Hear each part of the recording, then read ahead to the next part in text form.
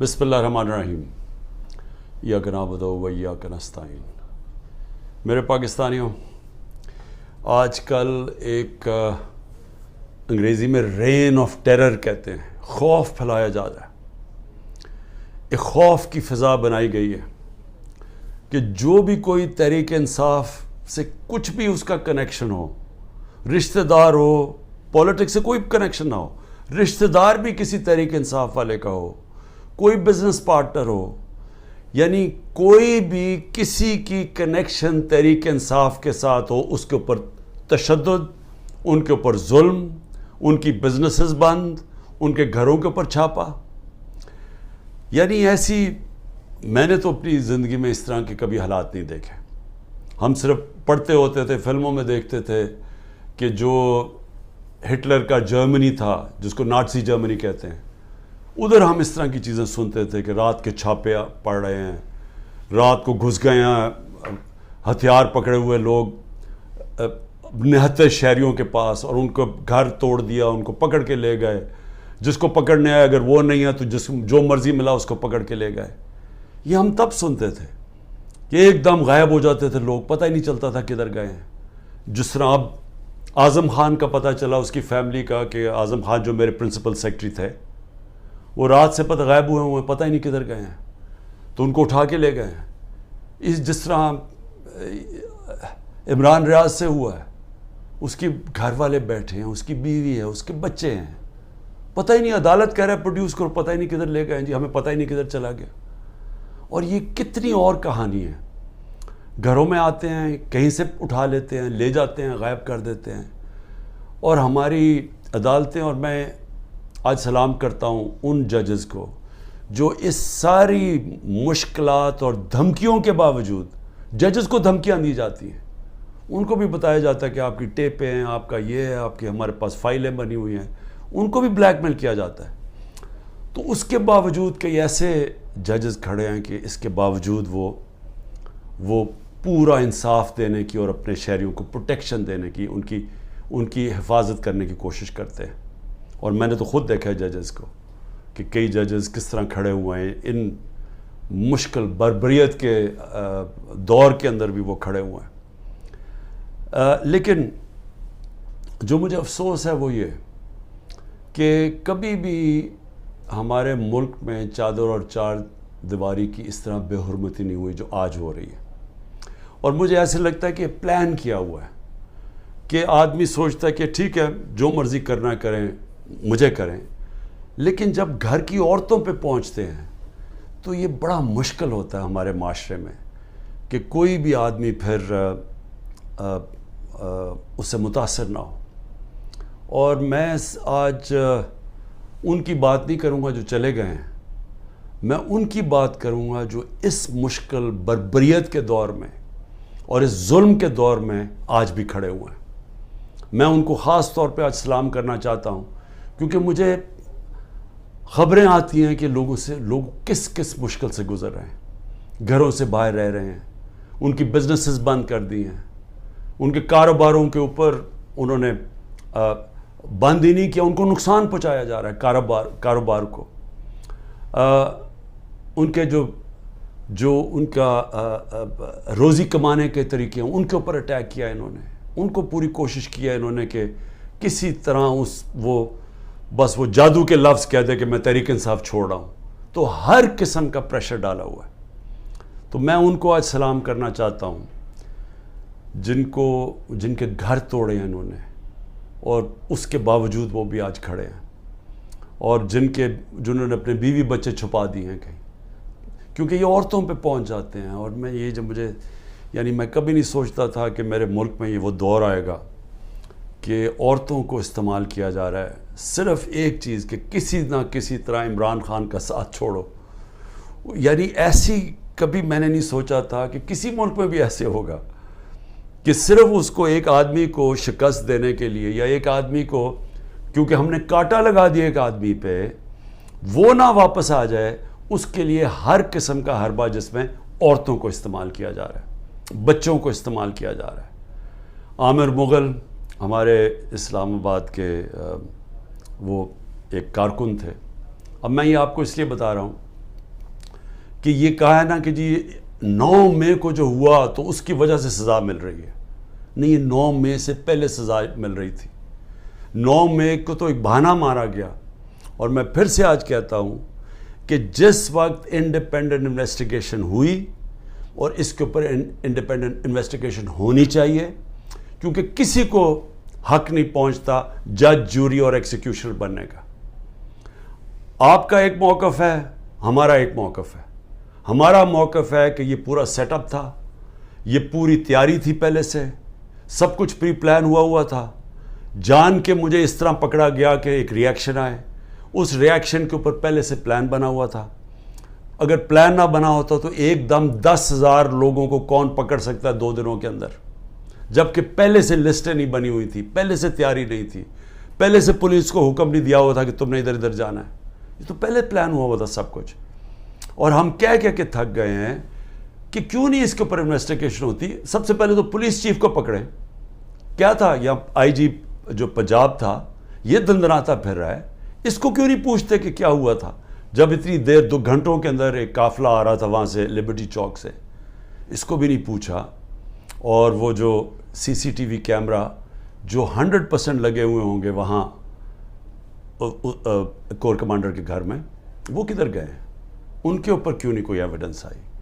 کیوں نہیں وہ جو عسکری بلڈنگ جلائی گئی ہے, وہ آئی وٹنس ہے, اس نے کہا جو لوگ تھے وہ تحریک انصاف کے تھے ہی نہیں جو جلا رہے تھے, اس کے اوپر کیوں نہیں کوئی انکوائری ہوئی؟ ہمارے اپنے لوگ بار بار کہہ رہے ہیں کہ ایسے لوگ ہم نے دیکھے جو ہم پوچھتے تھے کہ کس پارٹی, ہماری پارٹی کے نہیں تھے, وہ لگے ہوئے تھے آگے لوگوں کو کرنے کے لیے. جہاز چوک میاں والی کے اندر وہ کوئی ماچس سے تو نہیں چل سکتا تھا, وہ جو سیبر وہاں لگا ہوا تھا. میاں والے کے لوگوں کو تو بڑا فخر تھا.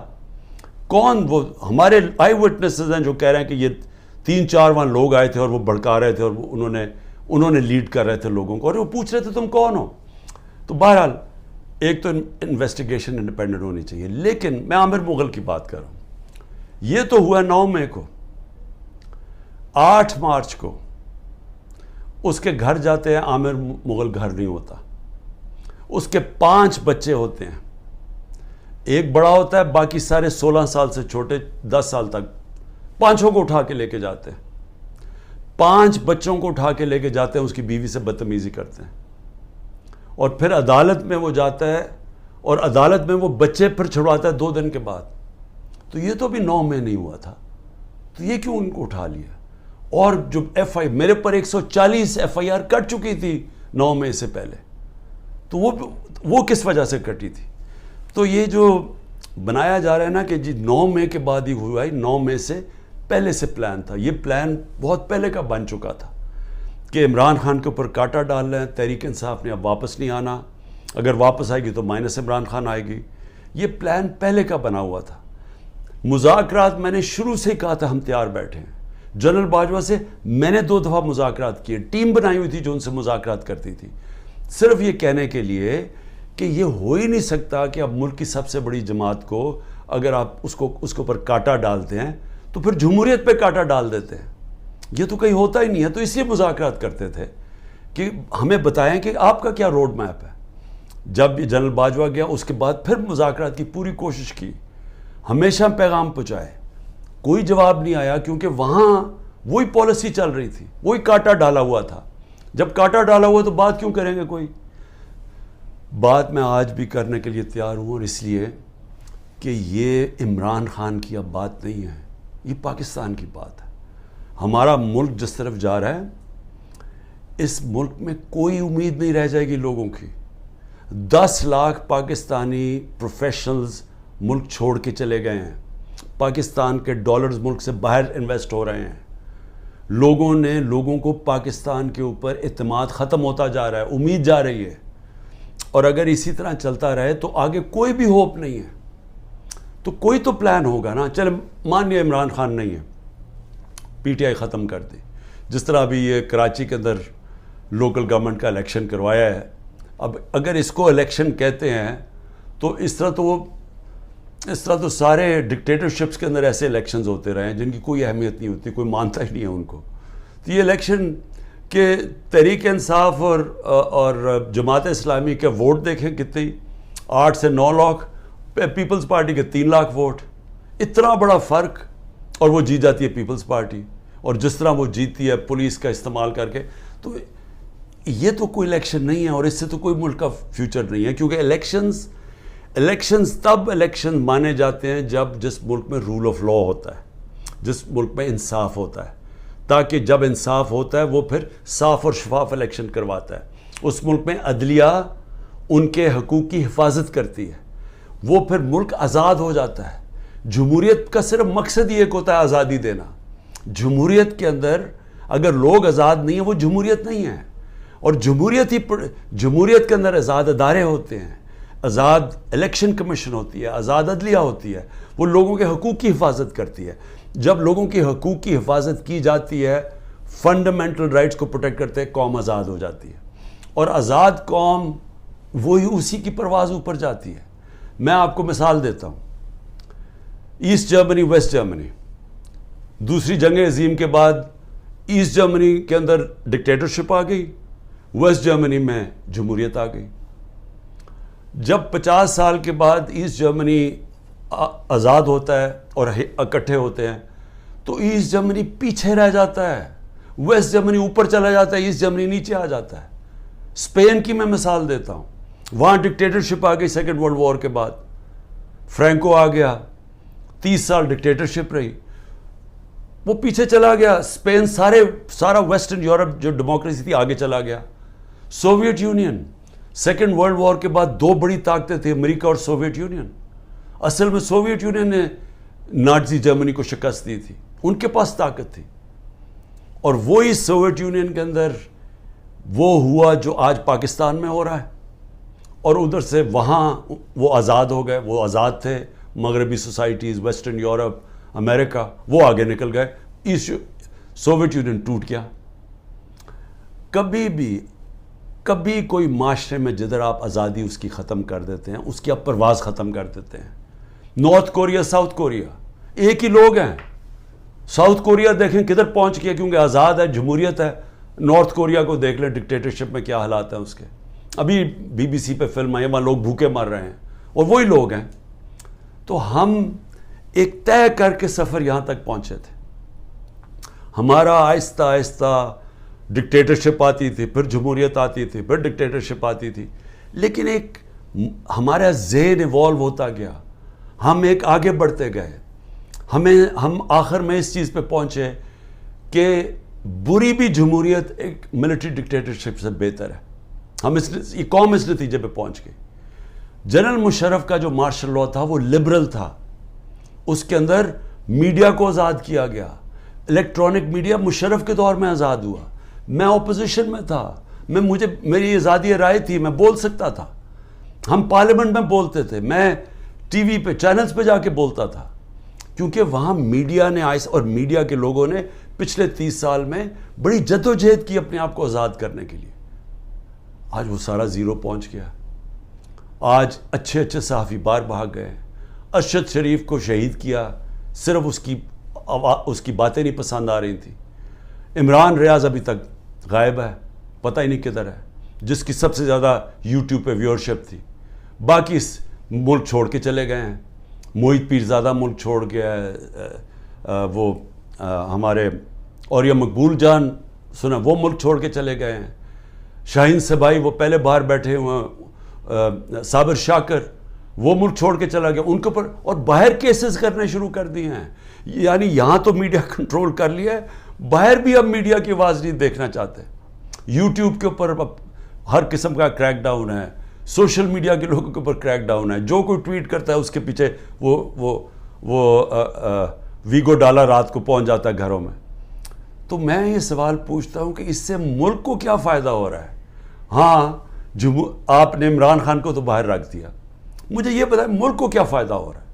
کیا اس میں کوئی ملک کا مستقبل ہے کہ ہم سارا ریورس گیئر لگا کے وہاں پہنچ گئے ہیں جدھر ہم نے سب کچھ بند کر دیا ہے اور ہم نے خوف کے ذریعے، ڈنڈے کے ذریعے ملک کو اب کنٹرول کرنے کی کوشش کر رہے ہیں، جس طرح ہم بھیڑ بکری ہیں؟ کیا اس سے لوگ کنٹرول ہو جائیں گے؟ کیا ہمارا یہ خیال ہے کہ یہ جو ہم اب جس طرف لے کے جا رہے ہیں کہ پاکستان کے بڑے بڑے نامور ڈاکو اوپر ملک کے بیٹھ گئے ہیں اور قوم کو کہیں کہ جناب یہ ہم نے فیصلہ کیا، یہ بیٹھے ہوئے ہیں اور اب آپ نے ان کی جس طرح بھی الیکشن جیتے ہیں بس آپ نے ان کو قبول کرنا ہے. یہ یاد رکھیں گے یہی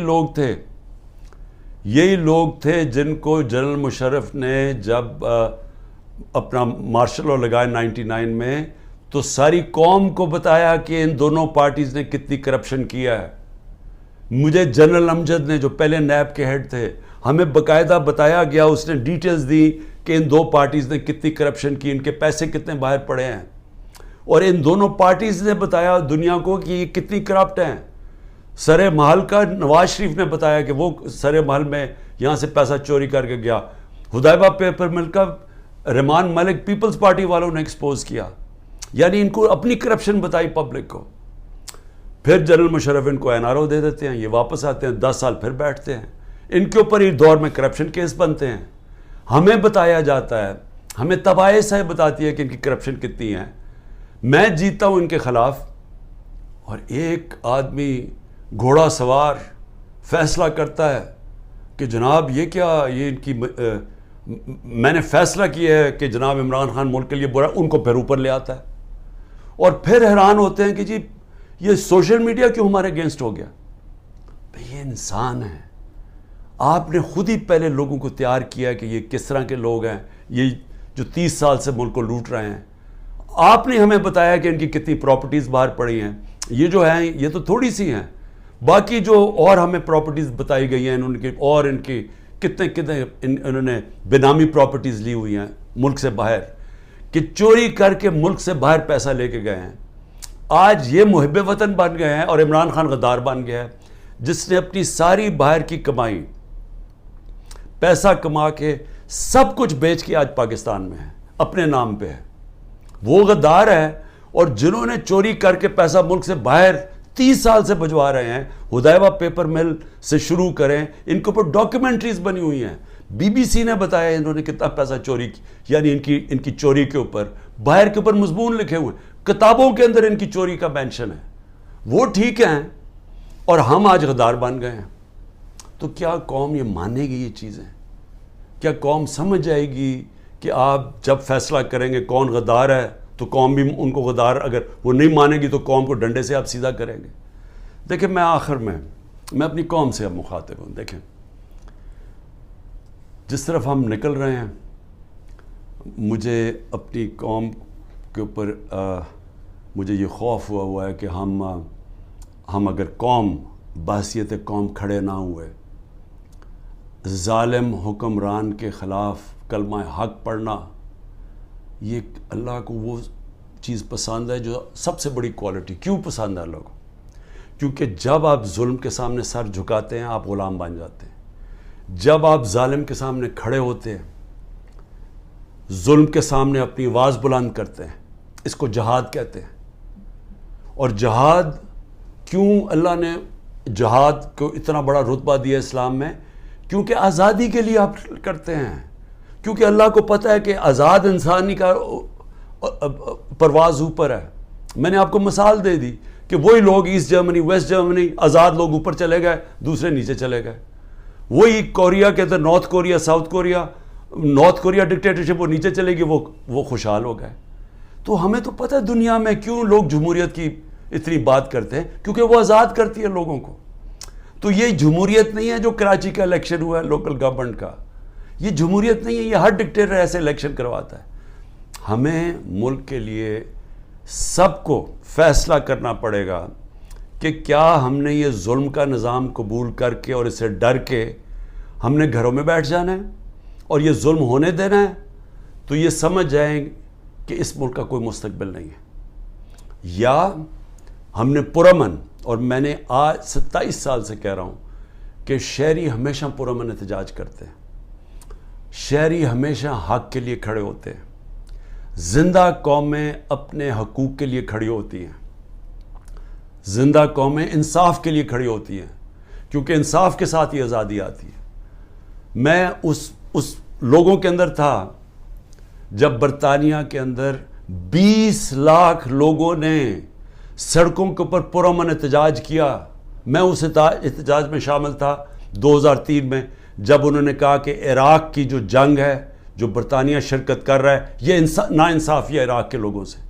برطانیہ کو فائدہ ہو رہا تھا, تیل کے لیے جنگ تھی, لیکن لوگوں نے, زندہ قوم نے کہا کہ یہ ناانصافی ہے عراق کے لوگوں سے, اور وہ 20 لاکھ لوگ سڑکوں پر نکلے. یہ زندہ قوم ہوتی ہے. یہ جو کرنے جا رہے ہیں, یہ جو سروں کو خوف پھیلا رہے ہیں, گھر توڑ رہے ہیں, یہ گاڑیاں اٹھا لی, جا کے گاڑیاں چوری کر لیں, شاہ فرمان کے اور بھائیوں کی 3 گاڑیاں چوری کر لیں, 2 گاڑیاں چوری کر لی اسد کیسر اور اس کے گھر کے لوگوں کی. شاہرام ترکی ان کے گھر میں جا کے 2 گاڑیاں جا کے اٹھا کے لے گئے. پولیس چوری کر رہی ہے. جن کے گھروں میں جاتے ہیں وہاں چوری کر لوٹ لیتے ہیں. میرے گھر میں جب یہاں آئے تھے تو جو چیز ملی چوری کر کے لے گئے. تو کیا ہم اس کو قبول کریں گے اور خوف کے سامنے جھک جائیں گے, یا ہم ایک زندہ قوم کی طرح کھڑے ہوں گے؟ یہ جو اس وقت خوف پھیلایا جا رہا ہے, میں آپ کا مقصد اس کا بتا دوں. اس کا مقصد یہ ہے کہ انہوں نے پلان کیا ہوا, یا ملٹری کورٹ کے ذریعے, یا یہ کوئی قتل کے کیس اور ڈال رہے ہیں, یا ابھی میرے پاس کوئٹہ کا قتل کا کیس ڈال. ان کی کوشش یہ ہے کہ مجھے پھر اب انہوں نے پکڑنا ہے. اس کے لیے گراؤنڈ تیار کر رہے ہیں کہ خوف اتنا پھیل جائے کہ جب آپ عمران خان کو پکڑیں تو قوم چپ کر کے بیٹھ جائے. یہ سارا پلان ہے. میں صرف آپ کو کہہ رہا ہوں کہ میں تو تیار ہوں, میں تو تیار ہوں جیل کے لیے, میں تو ہر چیز کے لیے تیار ہوں. اللہ کے اوپر پورا اعتماد ہے. میں تو یہ اپنی ذات کے لیے کر نہیں رہا, یہ تو میرے اپنے ملک کے لیے. میں جب نکلا تھا آج سے 27 سال پہلے, تو میں تو جہاد سمجھ کے نکلا تھا, کیونکہ اللہ تو مجھے سب کچھ دے بیٹھا تھا. تو یہ تو اب آپ کے اوپر چیلنج ہے. کیا آپ نے چپ کر کے ظلم ہونے دینا اپنے اوپر اور اپنا مستقبل ختم کرنا ہے, یا آپ نے پرامن احتجاج کرنا ہے اور سب نے مل کے کرنا ہے کہ یہ ظلم ہمیں قبول نہیں, ہم آزادی چاہتے ہیں, ہم حقیقی جمہوریت چاہتے ہیں. حقیقی جمہوریت کا مطلب حقیقی آزادی چاہتے ہیں. ہم کسی صورت کسی ظالم کے سامنے سر نہیں جھکاتے. اور جب یہ قوم نے فیصلہ کر لیا, کوئی ظالم نہیں آپ کے سامنے کھڑا ہو سکتا. وہ صرف تب تک کھڑا ہوتا ہے جب وہ سمجھتا ہے کہ آپ خوف کے بت کی پوجا کرتے ہیں. جب تک اس کے سامنے جھکے رہیں گے وہ آپ کے اوپر حاوی رہے گا. جب قوم یہ بت توڑ دے گی, قوم آزاد ہو جائے گی, اور آزاد قوم ہی خوشحال ہوتی ہے. پاکستان زندہ باد.